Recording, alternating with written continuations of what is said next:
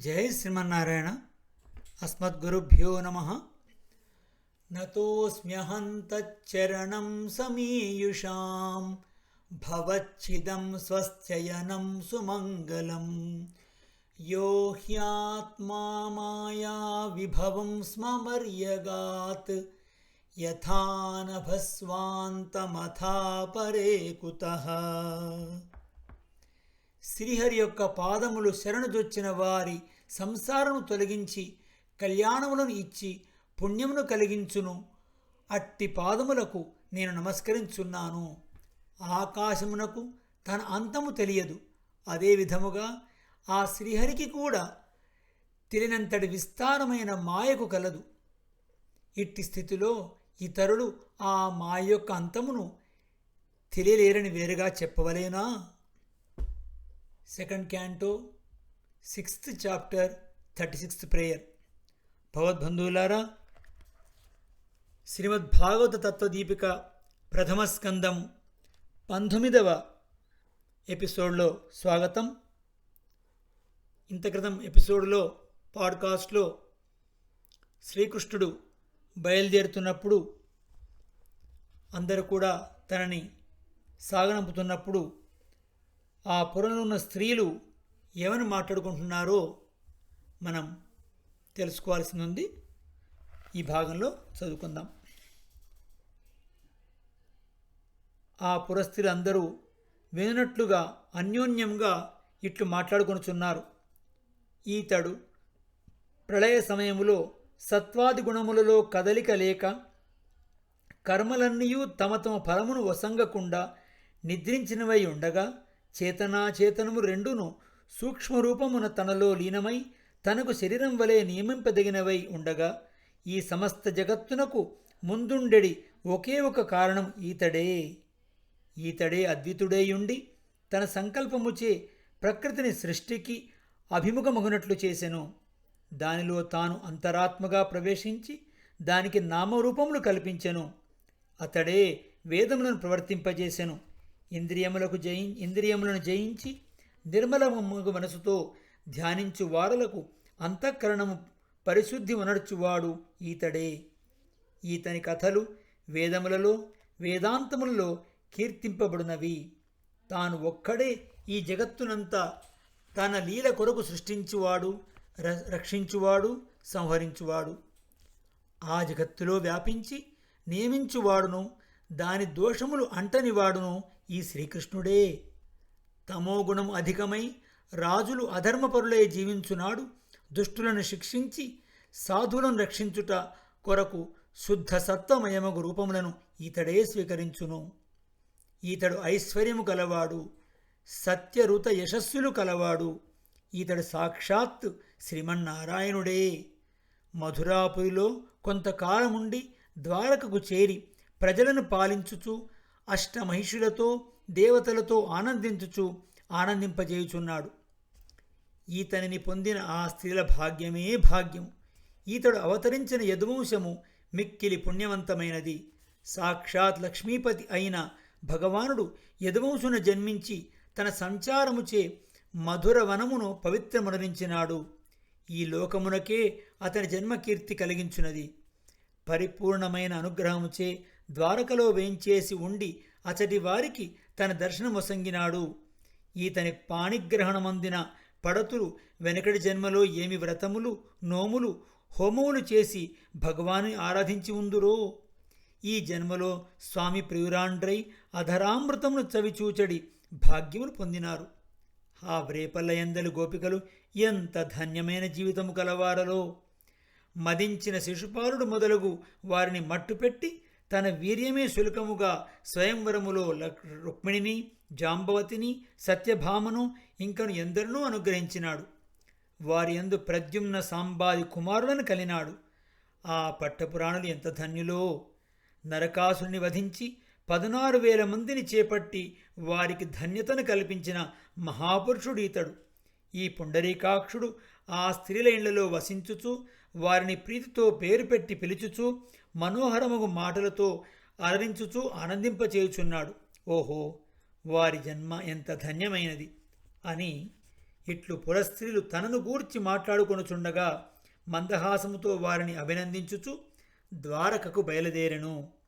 ధర్మరాజు మార్గమధ్యమున శత్రువులు భగవాని బాధింతురేమో అనే శంకతో చతురంగ బలమును అతని వెంట రక్షణకు నియోగించెను.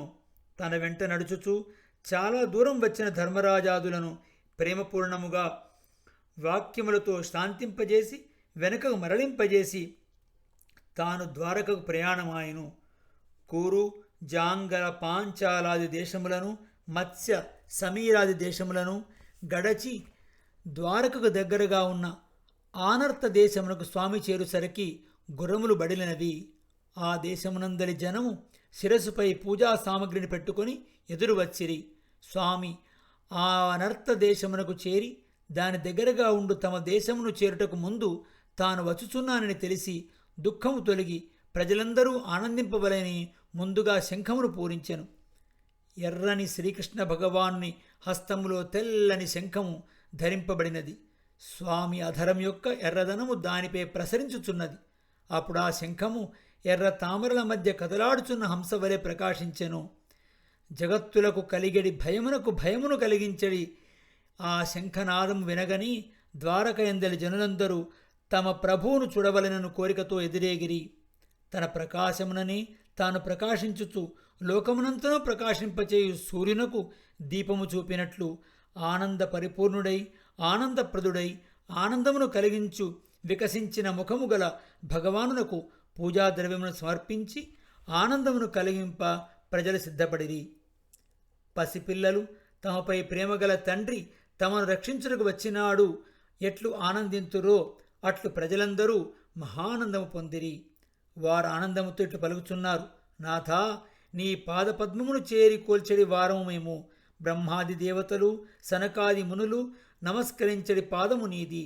ఈ లోకంలో క్షేమమును శాశ్వతముగు మోక్షమును కోరెడి వారికి క్షేమ సాధనము నీ పాదము. బ్రహ్మాది దేవతలను కూడా తన వశమునందు ఉంచుకొనిటి కాలము నీ విషయమున తన శక్తిని చూపక పరతంత్రమై ఉండును. నీవే జగత్తునంతకు సృష్టి స్థితులను చేయువాడవు. నీవే అభ్యుదయమును కలిగించువాడవు. మాకు అభ్యుదయమును కలిగించువాడవు కమ్ము. లోకములోని బంధువులు ఒక్కొక్కరు ఒక్కొక్క విధములుగా బంధువులగుదురు. నీవు తల్లి, తండ్రి మొదలగు సర్వవిధ బంధువు అగుదువు. నీ సేవచే మేము కృతకృత్యులమైతిమి. నీవు మాకు ప్రభువుగా ఉండుటచే నిరతిశయమైన సుఖమునిచ్చే ప్రభువు గలవారమైతిమి. నీ ప్రేమతో కూడిన మందహాసమును, నీ అనురాగంతో కూడిన చూపులను, నీ సుందరమైన నేత్రములను దేవతలు కూడా చూడజాలరు కదా. అట్టి దానిని మేము దర్శించడి భాగ్యమును నోచుకొంటిమి. ఆనాడు నీవు మిత్రులకు చూడవలనడి కోరికతో కురుదేశము కేగితివి. ఆనాటి నుండి నిన్ను చూడని మాకు సూర్యుడు లేని పగటి వలె దినము 1,000,000 సంవత్సరములే గడుచున్నది.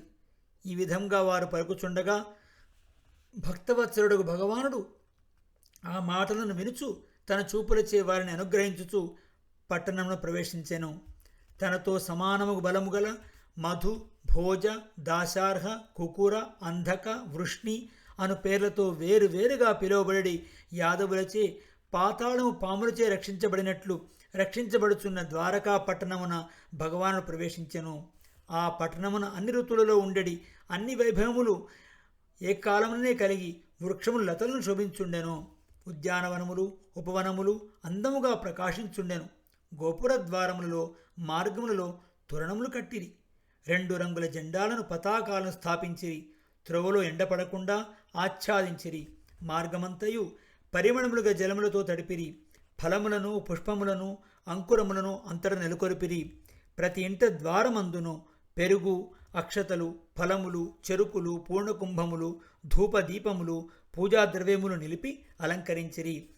తమకు ప్రియమైన భగవానుడు వచ్చుచున్నాడని విని వసుదేవుడు, అక్రూరుడు, ఉగ్రసేనుడు, పరాక్రమశాలిగు బలరాముడు, ప్రద్యుమ్నుడు, చారుదేష్ణుడు, సాంబుడు ఆనందముగా తొందరగా నడుచుకొనుచు ఏనుగును ముందుంచుకొని శంఖ తూర్య నాదములతో వేదఘోషతో ఎదుర్కొనిరి. ప్రేమ చేయగలిగిన తొట్టుపాటుతో ఆనంద పరవశులై వేల కొలది స్త్రీలు చూడవలనని కోరికతో ఎదురుగా వచ్చిరి. కుండలములు ఊగుచుండగా అందగించుచున్న చెక్కిళ్ళు గల నటులు, నర్తకులు, గంధర్వులు, మాగధులు వందిజనము ప్రశస్తము కీర్తిగల శ్రీకృష్ణ భగవానుని అద్భుతము చరిత్రములను గానము చేయుచుండిరి. భగవానుడు బంధువులను పౌరులను సేవకులను ఉచితముగా రీతిలో ఆదరించి పలకరించి గౌరవించుండెను. తర్వాత ఏం జరిగిందో ముందు పాడ్కాస్ట్లో తెలుసుకుందాం. జయ శ్రీమన్నారాయణ. అస్మద్గురుభ్యో నమః.